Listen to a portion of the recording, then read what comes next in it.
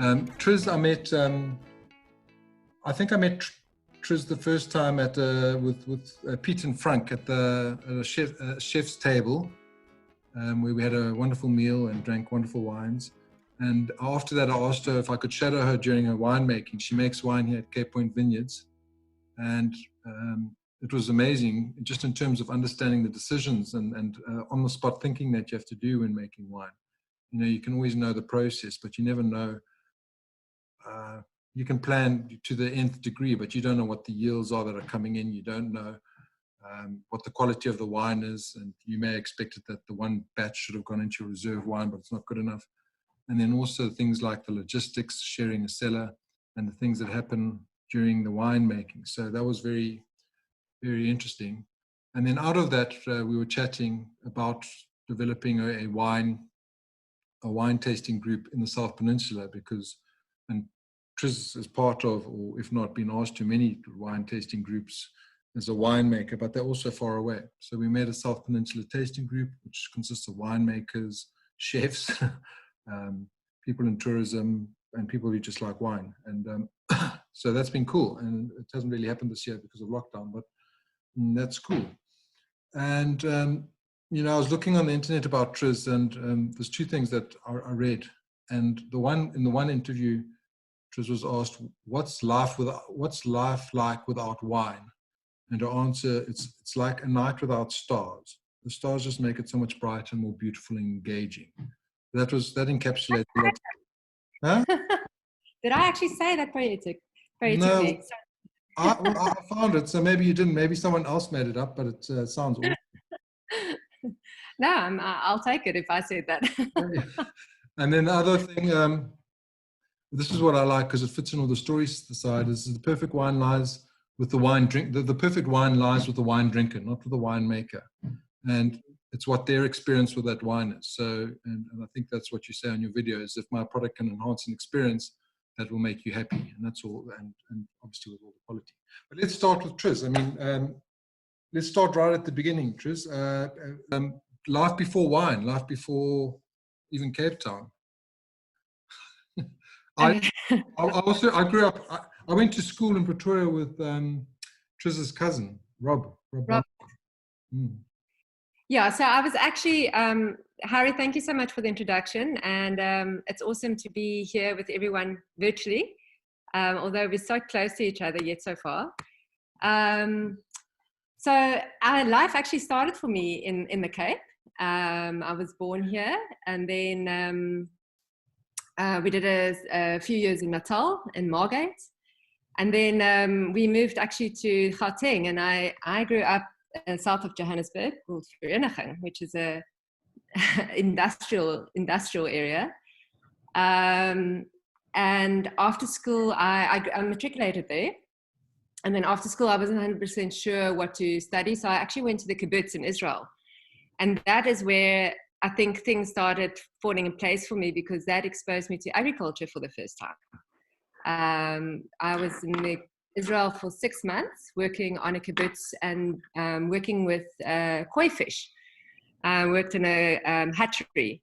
And funnily enough, there's quite a few similarities between a koi fish hatchery and a winery. You're just working with koi and not with grapes. So that kind of opened my eyes to agriculture. And then from there on, I moved to London, and I worked in a fine dining restaurant in the city. And that actually exposed me for the first time to wines and international wines. I mean, I grew up in a house where my parents did drink wine, but, you know, we were far from wine, you know, aficionados. They just drank wine on a daily basis. So after London, I decided to come back, and then I went to Stellenbosch to study agriculture, basically. So the course is a BSc agriculture, and then you specialize in viticulture and oenology.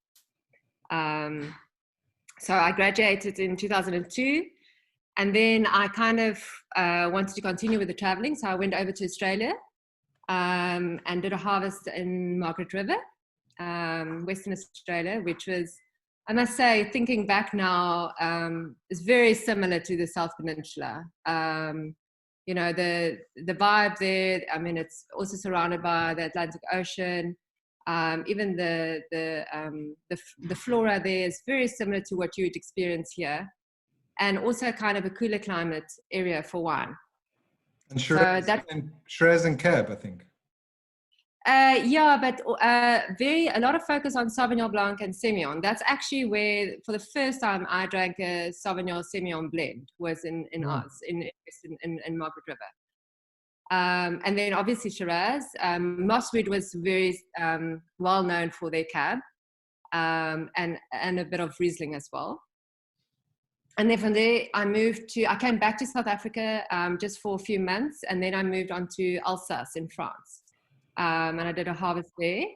And again, that was a lot of aromatic white wines. So working with Riesling, Pinot Gris, Muscat. And Alsace is awesome area. I mean, it's not French and it's not German. It's kind of in the middle, and they don't associate with either the French or the German. They Alsatians. So that was a fantastic experience. I was there for about 5 months. And then I came back and I applied for assistant winemaker at Klein Constantia. So that was the end of 2003. So 2004, I did my first harvest at Klein Constantia with Adam Mason. And it was his first harvest as well. He came over from, I think, Western Wines. So we started.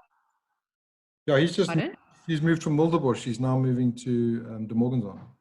Yes, he's moved, yeah. It's a big move. Eh? It's a lot of, but I mean, I think he and Carl they're very much aligned in their winemaking style. So I think it's a good transition there. That's cool. Yeah, we had Carl on, and I've spoken to Adam. He's keen. He's going to come on, but he just wants to do the whole move first. Yeah, just find his feet before we can talk about the Morganson wines. Yeah, so then 2004 was with Adam, which was incredible harvest. It's probably the hardest harvest I've ever done, because we were both like, we kind of didn't know what we were doing, you know, and we were working with iconic wines like the Van der Constance, and we like, none of us had ever in our life made Van der Constance. So, but luckily there, for the first time, I realized exactly how much terroir plays a role, because you may know nothing of that wine or how to make that wine, but if your grapes are good, it takes quite a bit to stuff it up. And it takes very little to make a really good wine. And the Van der Constance was, that was an eye-opener for me. That was probably the biggest eye-opener I had of how your soils, where you're planting and what you're planting, if that comes all together, how important and how incredible wine you can make, and without with little input from the winemaker. So, but in that time at Klein Constantia, the French got involved and they wanted to invest in South Africa, and so they bought into Lal Joost, who was the owner of Klein Constantia's second property in the Helderberg, Anvilka. So I moved over to start up the winery there, which in itself was also quite a challenge, because I moved over in November and there was no cellar. And so we had to transform a shed into an operating cellar within 3 months. And then we harvested in 2005, the first Anvilka harvest. So, I mean, that harvest again was, you know, I had tanks and I had all the wildest, whilst crushing grapes, the welders were welding tanks and welding cooling jackets, and it was, yeah, it was challenging. Or set you up for your business or for what was to come, I guess. Yeah, wow, geez. No, nothing can set you up for that. Just ignorance. Ignorance can set you up for your own business. That's pretty much how I got into that. So Anvilka was good because it got me straight back into red wines. So for the whole of Klein Constantia and my harvests abroad, I was predominantly focused on white wines. And then I moved with Anvilka, it was 100% red wines. We were working with Shiraz, Cab, Merlot, Petit Verdot, yeah, so the main Bordeaux varietals and Shiraz on top of that. And it was great. I mean, I think for me, the biggest experience there was to continue with traveling, because now I was working for the French and I could go harvest every year at their chateaus in Bordeaux, which was amazing. They also had a project going on in Portugal, so I managed to do a harvest in the Douro, which was also one of my favorite harvests, just to experience Portugal and to experience the Douro and those incredible vineyards, like on those sites on the Douro cliffs. I mean, there's like no soils, and those vineyards they just find a way to set roots. And I mean, the grapes that come from there is just incredible. So the Douro was awesome. But then after 5 years with Anvilka, I kind of, we were very focused on one specific premium blend. And I think I hit the ceiling and kind of just decided, well, either I move on into a new winery where I can spread my wings a little bit more and experiment a lot more with wines, or I jump into starting my own business. And so I decided, well, I'm probably going to go to a new winery, and after 5 years, probably going to find myself in the exact same position as to where I was with Anvilka. Or I'm going to go into my own business and after a year start selling hot dogs on the street. So I decided, right, let's go for the hot dog option. Yeah, hot dog's good. Yeah. And then, so that was end of 2008. So 2009 was my first harvest. And I literally did it because I was young and ignorant and I didn't know better. And I often find myself, when people want to go into their own businesses, I'm like, yes, but no. But no, it's probably the best thing I've ever done in my life. It's been the most challenging thing ever. But by far, I would not have changed. I wouldn't change it at all. Like every single day for 5 years, I asked myself, why am I doing this? Because my alternative would be to go back and work for someone. And I realized that I don't actually have that in my genetic makeup. I just can't work for someone. I can work. Are you a control freak? I probably am, Harry. No. I can work with people, great. I can do collaborations, but geez, I can't let somebody tell me how to manage my time. That's the most thing. It's like, I can manage my time on my own. Thank you very much. I think I've got the similar fault. Genetic makeup. Yeah. Oh, anyway. Yeah, so that was 2009. So I had the finances I had was I cashed in my pension, which was a pension of 4 years.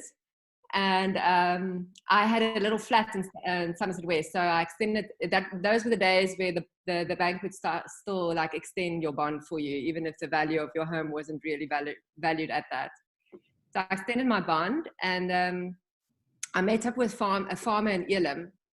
Elim is Cape Agulhas, and he needed a winemaker at the time because the Berio, his brand was the Berio, and I needed grapes. So I said to him, cool, I'll come out and make your wines, and in exchange, I need grapes. So that's how I started off with the Sauvignon Blanc from Elim, exchanging winemaking for grapes and cellar space. So when you decided, no, I'm going to go it on my own, you've obviously made lots of cool climate wines, and I suppose that's why Elim was appealing. But when you made that decision, did you have any idea of where you're going to get grapes, or you just made a decision you're going to make wine? No, I mean, I met Francis in October the previous year.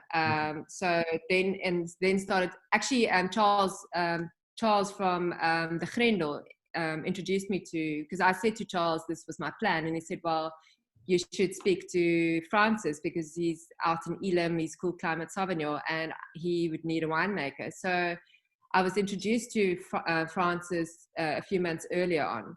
That's Charles Hopkins, eh? Charles Hopkins, yeah. You've had him on. He's great.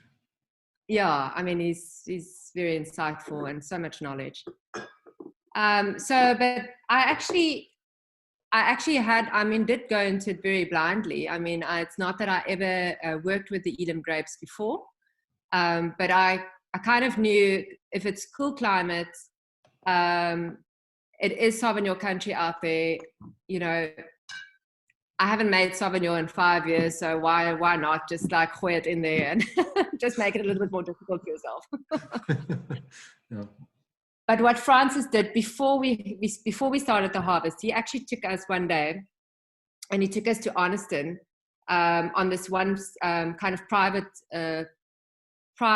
land and onto the beach, and he got oysters for us, and he opened up the oysters with his Sauvignon Blanc, and that was for me the epiphany. That was like the aha moment that this is exactly the Sauvignon Blanc that I want to make, and because it just perfectly matched where we were, the setting and everything at the beach with the oysters, and the Sauvignon had that mineral character, which I have so little, haven't experienced it in a lot of other Sauvignons.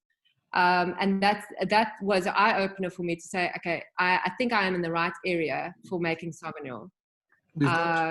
We've got Sarah and Gav on here. Gav is the Knysna Oyster Company, so we might have to drink your wine with these oysters.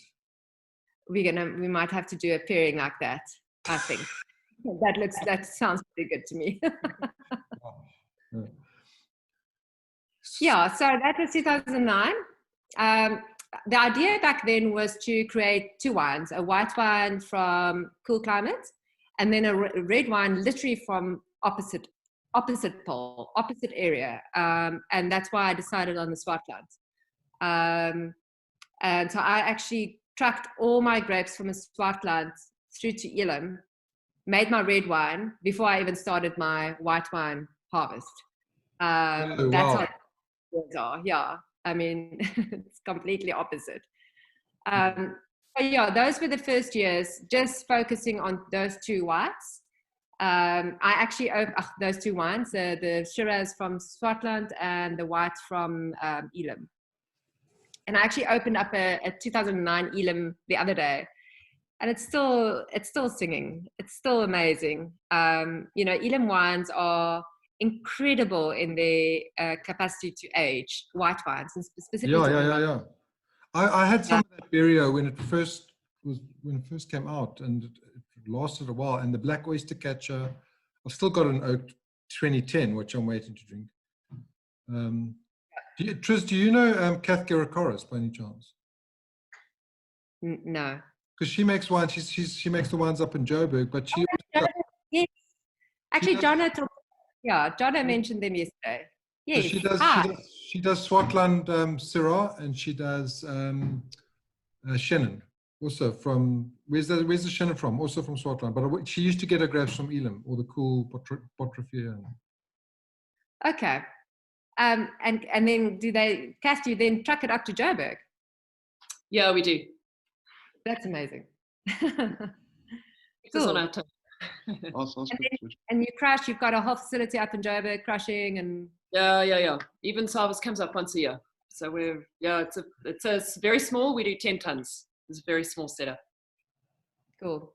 But awesome. An urban winery across the road from where my mom used to live. That's awesome. That's brilliant. Well done. Anyway. All right. It goes like this, Triz. Sometimes it goes off, but sometimes we come back. Yeah, that's cool. Yeah, so I mean, that was 2009. We're now 2020. I've subsequently moved back, started making wines, renting space in Stellenbosch, and then I moved out to Noordhoek and since 2013. So I started making my wines at Cape Point Vineyards from then on. So it's the 8th vintage now at Cape Point. Obviously very convenient because I live in Kommetjie. But still, my grapes are still majority from Elim, Swartland, Darling, and then recently added Sondagskloof, which is close to Stanford. Now tell us about, we're going to go into the wines, but the Sondagskloof, when did you start that? You started that 2 years ago. Yeah. So, yeah. So, yeah. So the viticulturist from there phoned me randomly and just said, like, he knows I make Sauvignon and I make Shiraz. Do you want to like buy some grapes? And I was like, geez, I'm already making 2 Shirazes and 2 Sauvignon, so why not add another one? But then I added the Sondagskloof, and I decided when those grapes came in, I decided now I've got to do something different. I can't just make another Sauvignon or barrel fermented Sauvignon. So that's when I did the skin contact. So the Sondagskloof was fermented 100% like a red wine, like on skins. Harry, you were there, weren't you? Was that in 2018 when I made that, or 2019? I don't know. I can't remember that wine. Okay. I've known of it subsequently because I've known the story that you made it like a Syrah, and also Yes. that it scored huge points. I think it got 5-star platters, and Tim Atkin loved it, like he was over the moon with it. Yeah, it was crazy because I mean I was actually quite nervous to show that wine to anyone because it was a complete freak of a wine. And then I did show it to Tim Atkin, and he obviously he really liked it. I think he rated it as his top under the top 5 Sauvignons. And then it actually got the best Sauvignon platters of 2020. So yeah, and 5 stars. So yeah. So yeah, it goes. There's something I still to this day don't know if that was winemaking or if that was grapes. I don't know how the wine would taste if I don't make it the way I do. Often I say, wines if it's good grapes, you don't need, you just kind of have to shuffle it into the right direction. But this wine was deliberately made very different in a very different style. So I would. Sondagskloof is Stanford, eh? So I just Raka, and there's 1 or 2 there. There's not many wineries there. Yeah, it's Hermanus Pietersfontein. They're just underneath. And then there's Brunja. Brunja is the farm from where I get these grapes from. And then there's Raka. But Raka is slightly more inland, so slightly warmer. And they're on the more on the western slope, so they're definitely much warmer. Where this is facing more on the southern side, the Sauvignon on the cooler slopes. I just want to check if you're still here, but I remember going to that area more by Pearly Beach, and I can't remember the name, with a guy on here, Julian, and he was looking to buy a farm, and it was, maybe you can remember and tell me, but it was a funny name. It was by that funny town. And we looked at it, and the wine was being made there. The biggest problem that I saw was that all the vineyards had been destroyed by baboons. It's like, yeah. I can't remember the town, funny name, but anyway. Not Napier. No, it's Bad Skiersdorp or something. Bad Skiersdorp. There's a band. There's a Bad Skiersdorp band actually, and they are like the hit of that little of the town, the hit of Bad Skiersdorp town. They're quite a cult band in that area. So, but yeah, there's some interesting people hanging out at Bad Skiersdorp. But it's the start of the Elim route, and that Elim route is only going to grow because of its cool climate. Yeah, that's the Papiesfontein Road, and then you go into Bad Skiersdorp and then into Elim and on towards Struisbaai.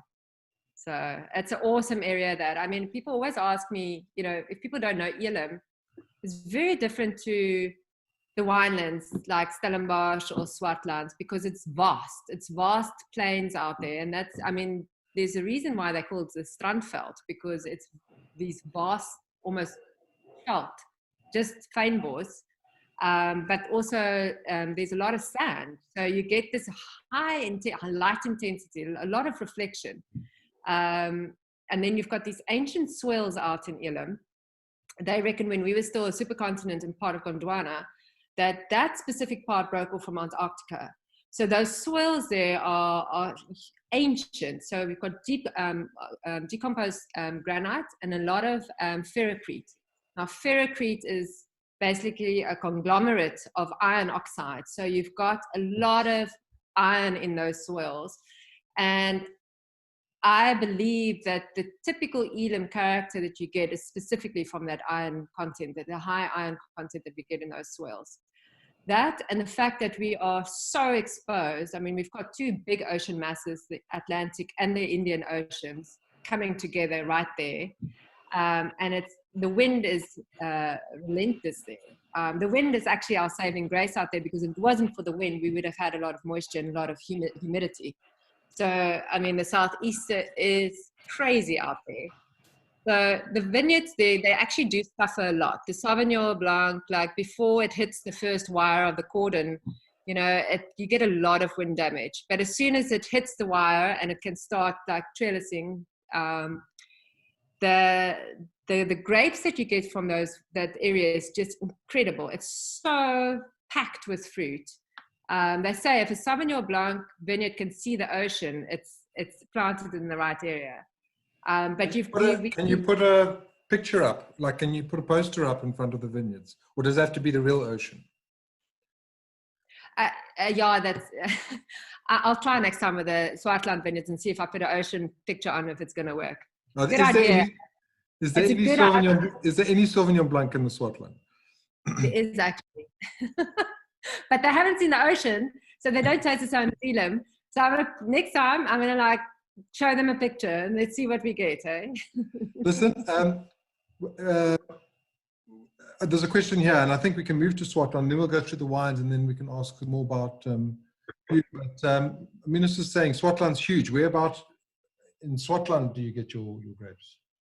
So in the southern part. So basically, in the from the Voorpaardeberg, just before, from Voorpaardeberg, it goes into the Swartland, and the vineyards that I get my grapes from there, it's called the Leeuwenkuil farm, and that's where I get my Swartland grapes from. I've moved around various parcels, but the last 4 years have been from the Leeuwenkuil vineyard side. So yeah. Such vast, they're like so vast. Elim, really cool, as you've described. Swartland, we've had people on more bush vines, dry land. Yeah. Lower yields, huge intensity, concentration of fruit. Yeah. I think when I came and I shadowed you with the winemaking, it was, it actually might have been Shiraz that came in through from Elim. What's the difference? From Elim. Yeah, so you've got two Shirazes. You've got the cool climate and the warm climate. Yeah. What is the biggest difference in those? For me, the biggest difference is probably in the tannin structure. So with the Swartland, I'm sure a lot of people are familiar with Swartland Shiraz is more than Elim Syrah. And Swartland Shiraz has that typical grainy tannin, like it's got that graininess in a tannin, whereas Elim doesn't have that. It's got that silky tannin, so it's soft on the palate. And also Elim's got more like a red, bright fruit with white pepper character.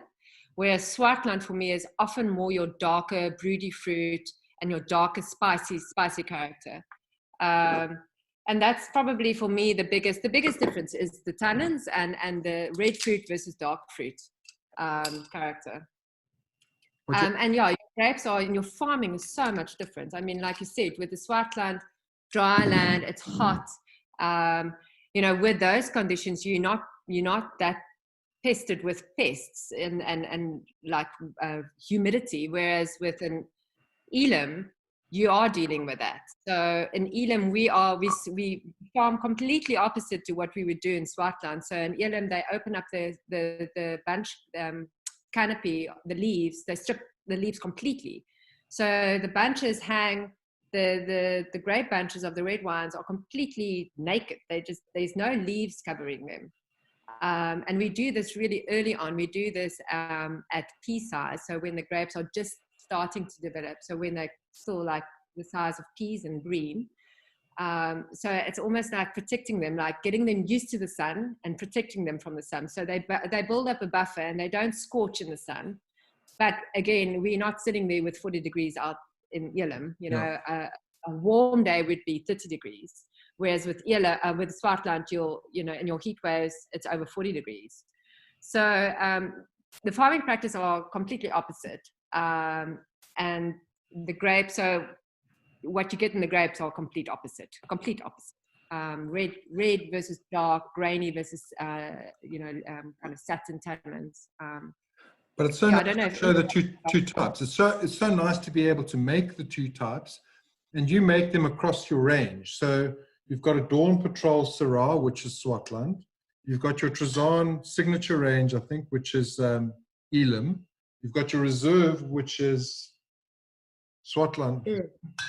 The reserve is Elim. The reserve is Elim, and the signatures. Yeah. So and what's cool is that I don't actually do anything differently in making those three wines. They are made in very similar style. So I bring in the grapes, and I mean, it's literally minimal intervention. I crush it, well, I don't even crush them. I destem and pop them, just break the berry, and then they go into a fermenter. I layer with dry ice, so it's quite cold. So it's kind of a bit of a cold soak in the beginning. And then it goes into a natural fermentation. And then once I see the fermentation start, then I'll start doing the punch downs. And I do this across the board. I do it with the Swartland wines and with the Elim wines. And they're completely different styles and wines. You know, they get the same oak regime. It's not like I give new oak or, to the one or the other. They both go into older oak. And they pretty much stay in oak for the same time. It's just the grapes that is the big difference here. And the area. I'm just going to show, if I can, I always mess up this part, so don't judge me. Oh, there we go. Can you see it? So I think everyone knows where the two are. So Elim's, besides Plett maybe, which is also cool climate, one of the newest winemaking regions in South Africa. Swartland's been around forever. It's also fairly new on the map, but up there it's warm, it's dry, it's hot. It's still got coastal influence. But the Elim is, as you said, it's on the convergence, Cape Agulhas, it's on the conversion of those two oceans. So, yep.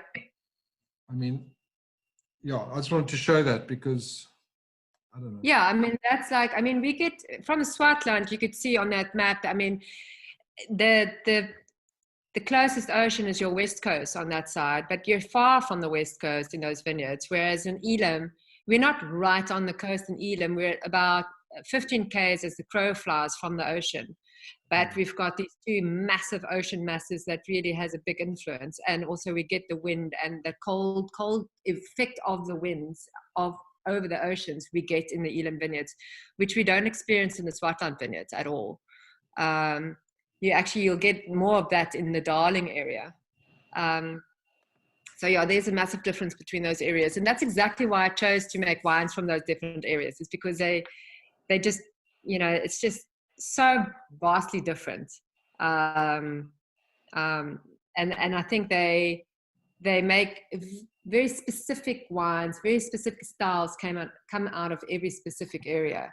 And it's great to be able to work with both those styles of wines and grapes.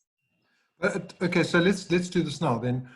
Let's go through your range of wines. And I even get confused with this because I know that you've got a large portion of your wines are exported or were exported or sort of exported.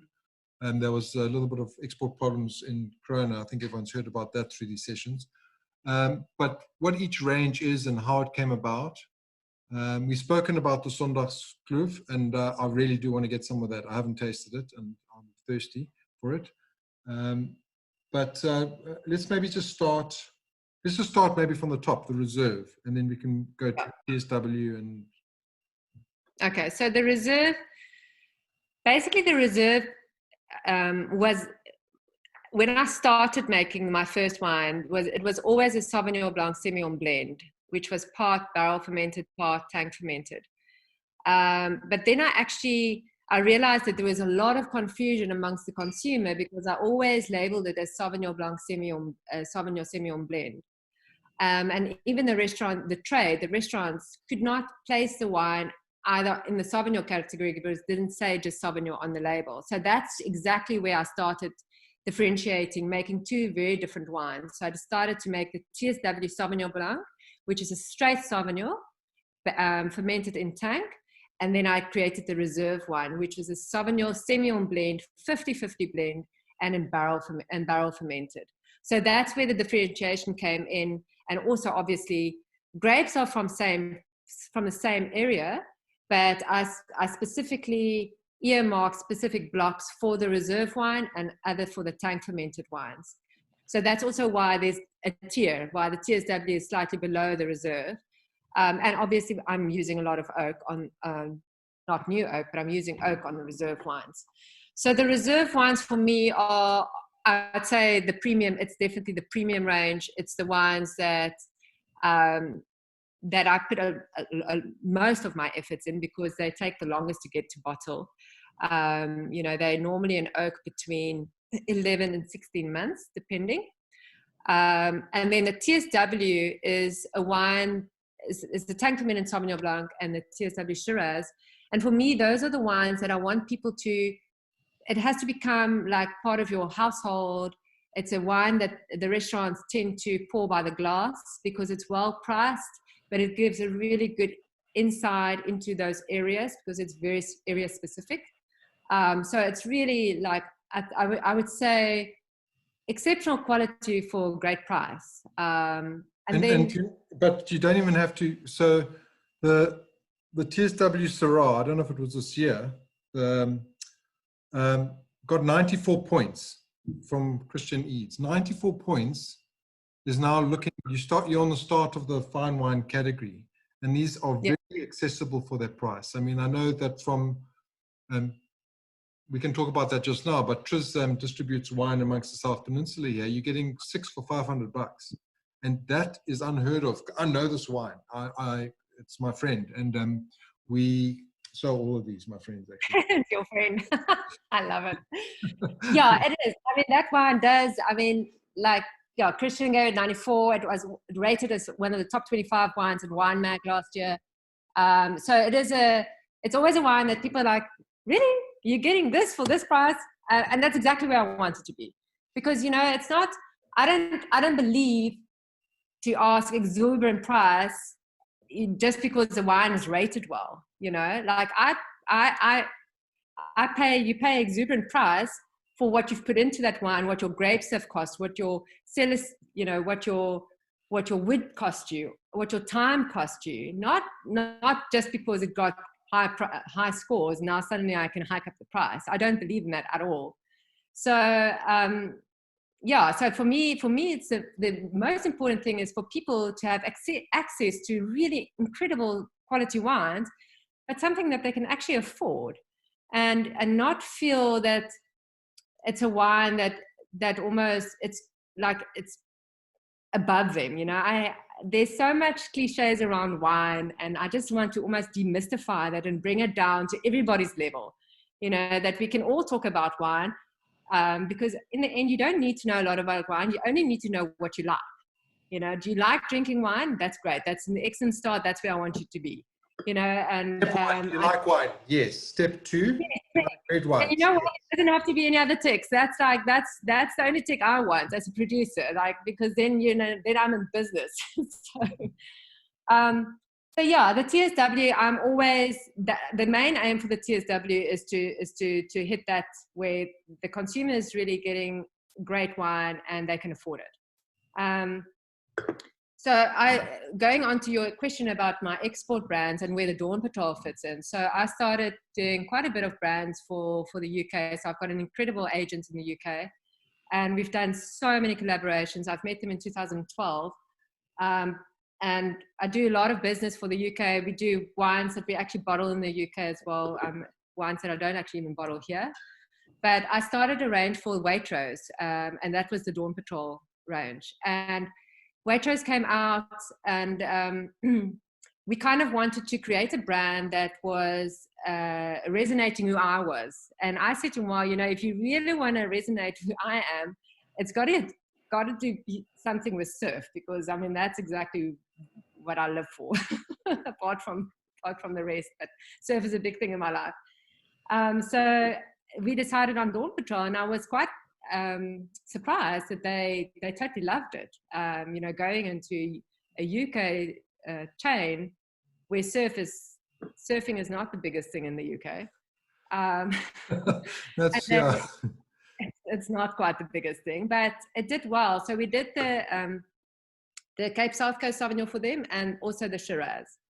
But I was like, I really want Dawn Patrol in South Africa, because I think it's a brand that could probably find much more resonance here in South Africa than abroad. And that's why I started bringing it into SA only last year. And I didn't actually promote it that much, because I was kind of not sure where to pitch this wine, how to get it out there, because it's now another brand. And then Corona hit, and then I started advertising it bringing it out in the Deep South, and it's just taken off. Like, the Deep South has been so supportive of this brand. There's not many surfers in the Deep South, that's why. But that's why I'm selling it here. And they actually, surfers that actually drink wine. It's great. Yeah. It's so Dawn Patrol is really new, and it's a brand that I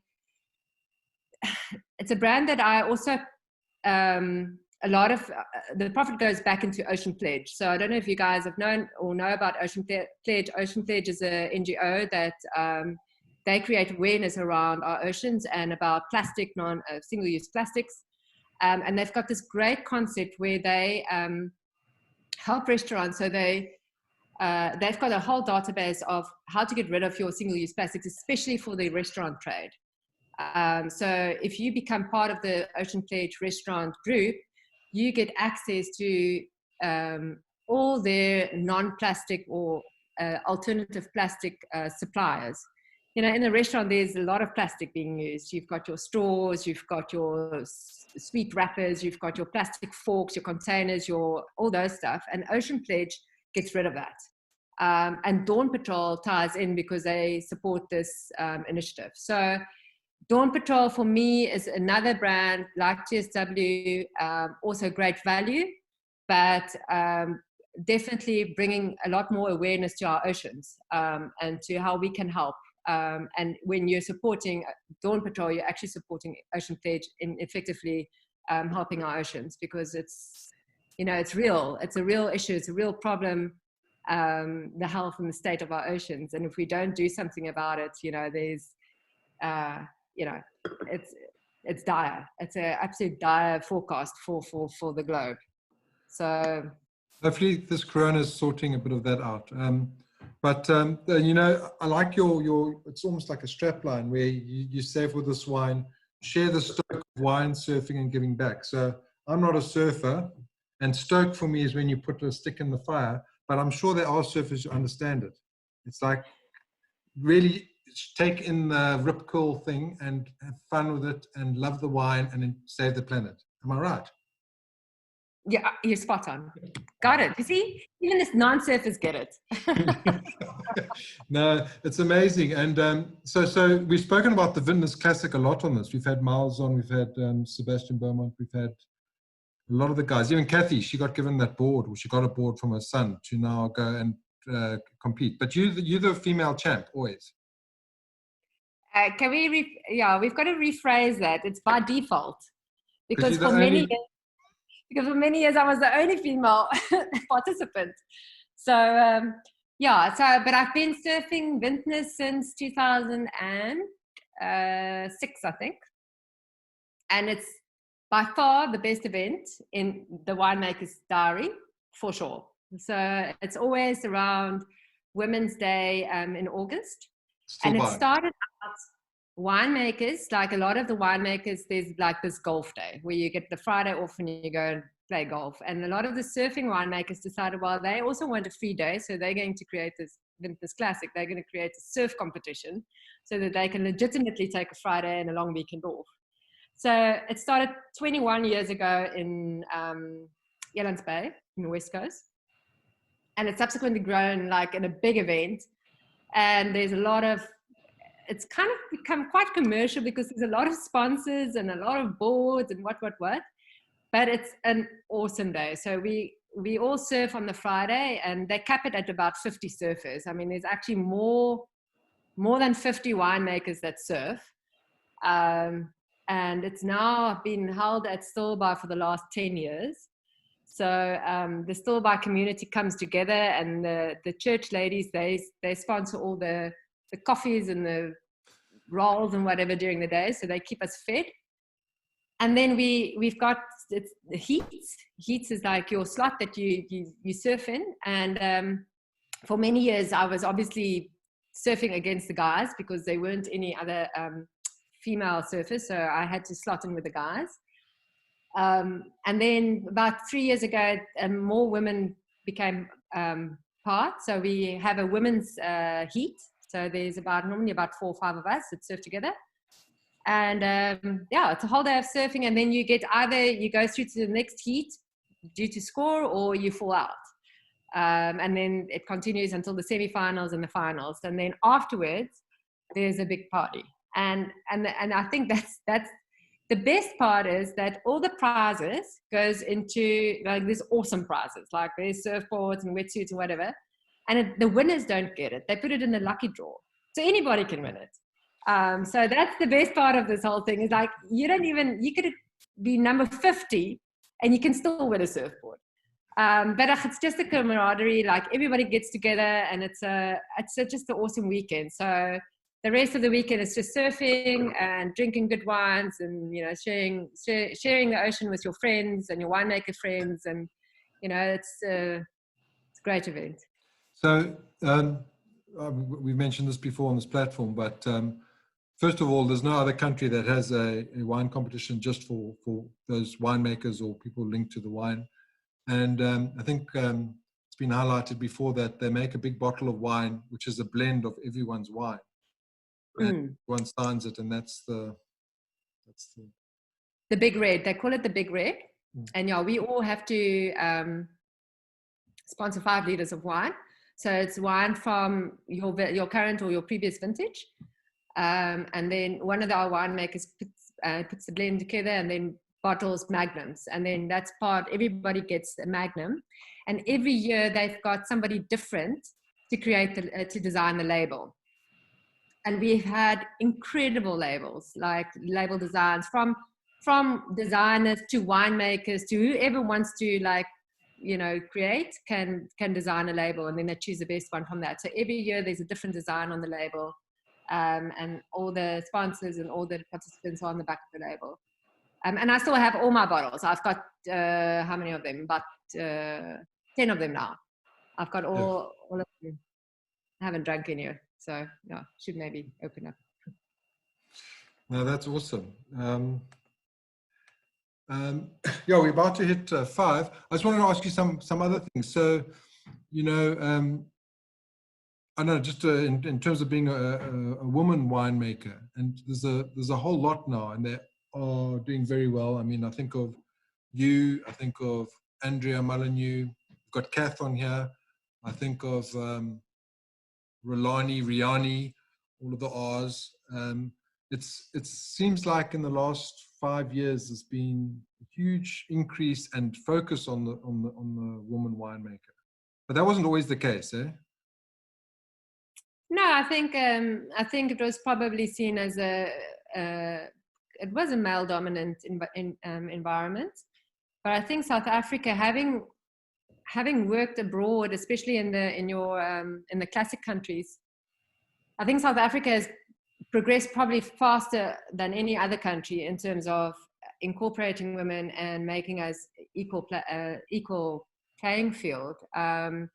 I find that the European countries were quite, still a little bit backwards, and where South Africa, I've always felt equal with my colleagues, I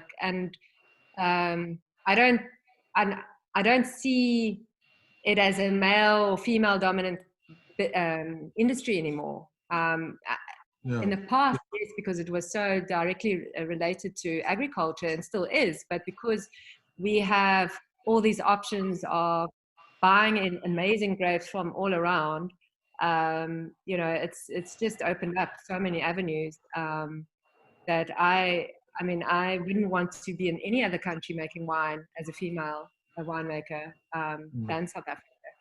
I think it's also South Africans in general, being female or not female, it really doesn't matter. But I think we have, you know, we go-getters, we work extremely hard. And, you know, for me as a mom, having to balance work and you know, being a wife and a mom, you just really have to freaking all stops out, you know, and just give your best. But I think women are geared for that. You know, we are. So it doesn't really matter in which industry you are. If you're passionate about something, if you can go for it, and you make it work. And my mom always used to say to me, if you want to get something done, give it to the person that's the busiest, because then it will actually get done, you know. And I find that in my own life now, the busier I get, the more I actually get done, because now you start like just slotting things in. And I think there's so many, I think, you know, men and women, you know, life's busy. But you've got to just make it work. And it's no different for being a winemaker. I love our industry. I love being a winemaker in South Africa. I've never felt, and it's just my personal experience. And I know there are women winemakers out there not feeling exactly the same, not getting, you know, but, you know, I've been very lucky, you know, working with great people, having worked a lot on my own and having to freaking soundboard to myself sometimes is like, that's what Bruce Jack said to you: surround yourself with the right people. Yes, that was the best advice I had from very early on, is surround you with people that are actually better and stuff than you are. So, and I've surrounded myself with incredible people that, I mean, I'm on my own, but I've got a lot of background people helping to get this where it is, get my wines where they are. And it's because I'm not scared to acknowledge my weaknesses and getting people in to do that stuff, because I know they're way better than I am. And yeah, if I used that criteria, I would have so many people around me, I wouldn't be able to breathe, because but no, the other thing, your own. You might not need any single person. Yeah. No one's better than me. Why am I alone? No. But the other thing which I always find so inspirational from you is it's always changing. There's so much stuff going on with Triz and her wines and stuff, and there's a lot more to come. We had a discussion, and this is where I'm going to probably end it for questions. We had a discussion yesterday, and I was telling Triz about this whole thing and just how you have these worldly serendipities or these coincidences and people phoning you up and you say, I'm going to sort this out. And then suddenly someone's got an email to you saying, have you thought maybe we could, and or can we chat? And it's just amazing. And I think that only starts to happen if you focus and you free yourself on that. What do you think? You've got to close a few doors for the other doors to open up. And it takes a lot of guts to close that one door. But once you've closed it, the opportunities are incredible. And when you open yourself to opportunities, they just come. Like we said yesterday, Harry, the universe is there to work with us, not really against us. But you've 100%. Got to be willing to go with that flow. And I found that. I mean, I was very apprehensive in the beginning of my business. But with the years, you know, as you get a little bit more, probably, you know, a little bit more wiser, you realize that with calculated risk comes a lot of good things. But you've got to be willing to risk a little bit. Yeah, I don't calculate my risk. I sort of just run. And and I don't even see if there's a cliff or there's a wall, but it's cool. I mean, you know, there's good medical facilities around and they can fix you. Yeah, you do fall off sometimes from the cliff. Hopefully you just you land all right, you land on your feet. Well, yeah. Anyway, that was awesome. Thanks, Triz. It is. I tell you how well I keep time. But if anyone wants, hour went. That went so quickly. Yeah. Anyone want to ask Trizanne? She's if you're living around here or even in Cape Town, I mean, we can make a plan. She's got her wines. She's actually selling them at a trade price because she's managed to sort out distribution for this area on her own. So she's cut out a middleman, and that makes this whole deal.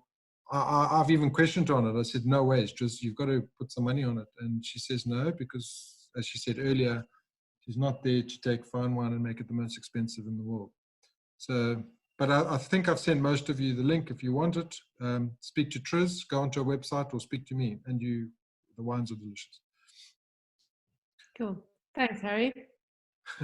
Thanks. Yeah. I mean, are there any questions? How could we do a tasting or a something, like that? Okay, so this is like the cool news that Harry and I have been talking about. So I'm actually in the midst of opening up a kind of a tasting room in a very warehousey kind of grungy area, but it's going to be quite cool. So it's not quite at the cellar where the wines are made, but it's just down the road from Kumiki. So I will let all of you guys know when that's opened up.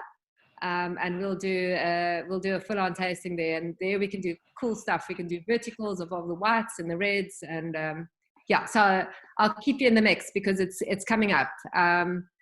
Yeah, cool.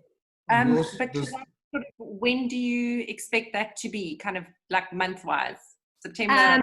No, so well, probably around August we'll be set up. And hopefully then, we might be able to do this in larger groups. It's not going to be a big facility, so we'll probably be able to seat about 30 people. So it'll be really nice and intimate, and we can do all kinds of awesome wine tastings there. Harry and I have actually been talking a lot about that, and doing some collaborations there, maybe some, some food and wine pairings, some cheese and wine pairings. There's really cool stuff that we can do there. So yeah, I think around August I'll be set up and geared for that. I wanted to ask you now, the first time that I had Elim Sauvignon Blanc was at Cedarburg. I was doing wine tasting there with David. With David Newert, and it was just incredibly good quality Sauvignon Blanc. I couldn't believe how good it was. And then I was at a wine sale a couple of years back at Wade Bales, and they had your Sauvignon Blanc, and they said it was from Elim. So I piled in and just bought a whole lot of cases, which was fantastic, obviously, at the time. Awesome. But as an accountant's question, I've always wondered, how can you move grapes from Elim to Cedarburg or from the Swartland to Cape Point vineyards? I must just kill your profits on those wines. So Graham, in the beginning I did with refrigerated trucks, and I realized that it's not necessary to do it refrigerated trucks because I can do it on a normal flatbed truck, which what I do is I rent the truck for the whole season. So that brings your cost down a lot, because if you've got then I can truck around all across the Cape, and then once the grapes are in Cape Point vineyards, I then put it in a container, refrigerated container. So the trucking, it's far, it's 250 k's, but it works. It still works for me. I do, like I said, a lot of. If I had to just do TSW and the reserve wines and the volumes that I'm doing, I would have shut my doors 10 years ago. But I do a lot of other wine business with the UK, which helps me fund my whole business. So there's definitely different tiers of my business. So my UK business definitely funds a lot of the TSW wines. But the TSW wines is actually where my passion lies, and where I can really be creative and create exactly what I want. So, and they feed off each other, because the TSW and the reserve wine is almost it reflects of who I am as a winemaker, and therefore the UK, they have faith in me as a winemaker, and so we are doing a lot of other business with more entry style wines into their supermarkets, and that helps the funding of all this. Yeah. Good question, because a lot of people will make the calculation after a while. They say this is definitely not going to add up. Yeah. But yeah, I've got a lot of other business that helps with this. So Yeah. Yeah. This is you know, when I wrote this paper, and it was all on the different business models. And the funny thing is, the wine industry as a whole is fairly opinionated, and they've all got their own views, and they're all right, actually, but they just come from so many varied business models and business things that you never know. You know, the production of grapes, you're lucky if you the scale to be profitable, but if you're not, and you want to still play that game, you really need to be subsidizing it with other products, or even more wedding venues and restaurants and things if you own in the States. Yeah. No, absolutely. I mean, I realized that very early on. I realized that either you've got to make so much premium wine at such an exuberant price and quite substantial volume to make this game work, or you've got to like channel off in different directions. And that's exactly what I did. So in 2012, I started this business for the UK. And I mean, like I said, I bottle in the UK, and it goes into Sainsbury's, Morrison's, Tesco's. So that is probably, if you look at my whole business and the production of wine, 99% of my production of wine is actually business going into the UK. But this 1% of my premium stuff is where probably most of my time and effort goes into. But that's also exactly that's my passion. And that gives me the stoke and the fire to talk passionately about wine, and not worrying about the finances to make this I don't have that lying awake at night thinking, how am I going to actually make this premium stuff profitable? Because I've got the back end of my business that takes care of that. So, I like the 1% 99. It's like I'll catch 99 waves and fall down, but maybe one I'll stand up. Or if playing golf, I'll hit 99 shots and I'll lose 99 balls, but there's one shot where I managed to keep that ball. It's exactly, surfing is that's exactly the same. Surfing is exactly the same. That one wave can make your whole session. You can paddle for 2 hours and not take one wave, and then one wave can make your whole session. And that's exactly with my wines. It's that 1%, my premium wines, that absolutely gives me joy. And it's not that the other business doesn't. It's just, it's not that joy, passion driven. It's not like I'm stomping the grapes and pressing the grapes myself there. We're shipping big volumes into the UK. So it's big volume. Before you go, I just realized, because I've just tasted this again, not many people know about the Barbera as a great variety. If you can just give me 5 minutes on it. 2 minutes on that. All right. So the Barbera. So about in 2015 was the first year that I made the Barbera. So a winemaker colleague of mine, Duncan Savage, said there's this little block in Darling Barbera, and the farmer needs somebody to purchase the grapes. Otherwise, he's going to send his cows in to eat the grapes, because no one wants the grapes, because no one deals with Barbera. And then I said, okay, I'll take the grapes, knowing nothing about Barbera. So Barbera is actually an Italian variety. It comes from the Piedmont area in the northwest of Italy.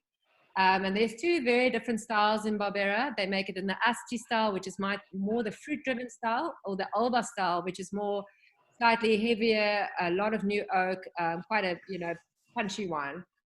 So I got the grapes in. And my first year was a total disaster. Like, let's not talk about 2015, but 2016 it got better. And the variety it's interesting, because probably the highlight of Barbera is its acidity. And if you go back to its origins in Italy, where it comes from, and the regional foods of Italy, it's it's high tomato-based foods, so high acidity foods. So the wine and the regional foods work so well together in Italy. So Barbera, and so for South Africans, Barbera is slightly, it's something to get used to because our South African wines don't necessarily have that high acidity. So Barbera is not, there's only about 6 or how many? 7 straight Barberas bottled in South Africa. This is the best, and I'm not just saying that. Even in platters, it's the best. I'll pay you later, Harry. Thank you. Yeah. You can give me a bottle of Barbera. Yeah, so often it's planted. There's about 23 hectares planted, but people use it for blending. So they actually use it in their red blends to lift acidity. If you're not used to Barbera, the one thing that you have to watch out for is the acidity. But when you pair it right with the right food, it sings. It's such a good pairing. And it's one of the wines that actually pairs well with tomato-based stuff. Sorry, Triz, but on this, when you smell Italian wines, they've always got this herbaceousness, almost tomato leaf flavor. You sometimes get it in the old Merlots from Bordeaux. This wine, and it's 2017, it's not even that old, it's got that tomato leaf. And as we talk about tomatoes, and it's not I don't know if it's a coincidence, but it's got such a nice, I definitely eat some. Also, Harry, that's why I've put it in there. Like now you smell it. No, it's true. It's exactly that. It's that leafy, there's almost like a basil character for me. That's that herbal character, tomato leaf, and then sour cherry character. And then when you taste it, it's got that high acidity, low alcohol. This is another beauty of this wine. It's 12.5% alcohol, which for me is fantastic. I tend to, as I get older, go for wines with slightly lower alcohol. So it's also a wine that you can drink throughout the day and not feeling completely, zonked midday if you're having this wine at a lunch or something. So, yeah. Awesome.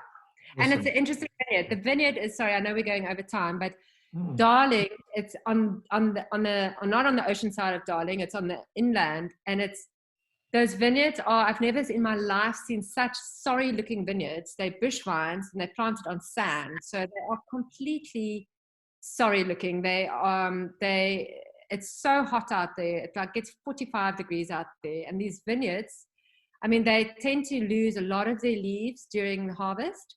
And then you think that these grapes are going to pick up a lot of sunburn and they're going to be scorched and like that kind of overripe character.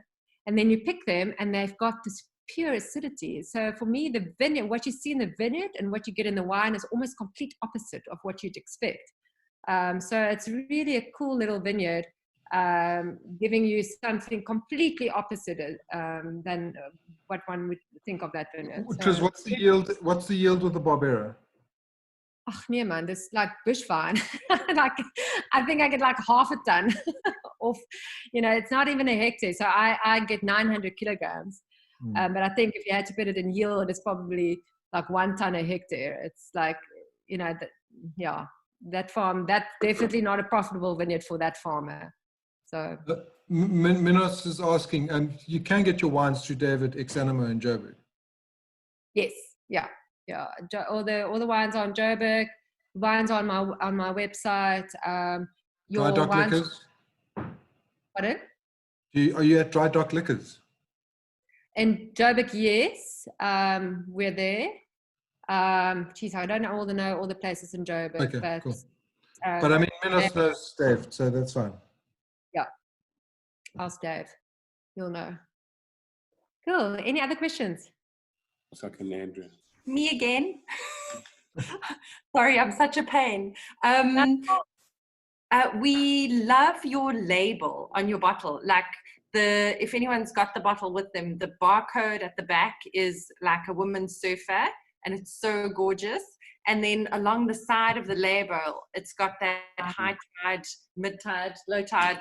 Yeah, yes. There's the barcode, and then on the side, there it's got the mid-tide, low-tide, high-tide. And that is so clever and so fun. So just wanted to know who designed your label, how involved you were, or we thought it was.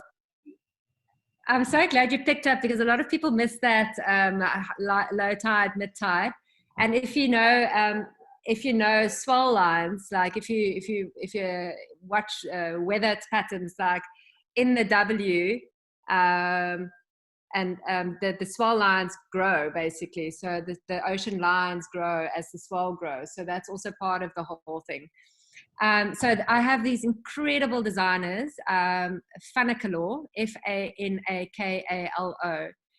They were based in Stellenbosch. They've subsequently, unfortunately, they kind of gone their separate ways. But the one designer, he designs under archival, and they are just incredible. They get into your head, you know, and then they also surface, so it's a little bit easy, but they get into your head and what you want, but they are extremely creative, and they so all my labels I've been doing through Fanakalo or archival, and that's when you get somebody that, like I said to Harry, you always team up with people that's way better than you, and you know, when you get those people, there's such awesome synergy. So thanks for picking that up, Mel. Appreciate that. Cool. And there's another thing, and so Triz and I was speaking yesterday. There's a wine, and it's actually in a can, called Lubanzi, and I said I wasn't going to bring it up, but I am. And we're going to do another session on that. Triz made the wine for it. Very dynamic youngsters, so they've got they're from overseas, but they studied here. They were on an exchange program, and they've got this Lubanzi wine, which gives a lot back, and it's all in can. And it's a premium wine in can, so it's the exact same wine that's in the premium wine. Triz makes the wine, so that's another whole story. And we started going down that rabbit hole, and then we had to pull ourselves out. But I'm not going to go down there, Harry, because I'll just continue talking. But it's a very good topic for next time or whenever, especially to I was very hesitant. Canning wines, I mean, geez, what are we doing? We're putting wine in can. But since I've been doing it and tasting the wines over time, you know, we've got a year to 6 months now where we could see what the wine's been doing. It's actually quite incredible how wine can last in a can. And also, once you start going into the production of glass and how not energy effective it is, you know, energy consuming it is. And if you're going down the green route, you know, the cans are a very good alternative. And also just lifestyle wise, if you look at if you've got a bit of a life, you know, outdoors lifestyle, whatever, or picnics or events or music shows or whatever, geez, the can is incredible. And what we've tried to do is to put exactly the same quality of wine that we put in bottle, we put in the can. You know, we actually had to adjust the wine in terms of sulfur levels to get it compatible with the lacquer of the can. But it's incredible actually to see what the wine does. So I'm going to stop there, but it's a really good topic. And wine in a can, like if you guys see it around, like don't, you know, just buy a can and taste it and check for yourself. You know, obviously there's some duds out there, but I think buy 5 cans. Pardon? Buy 5 cans so that if there's a dud, you've got 4 more.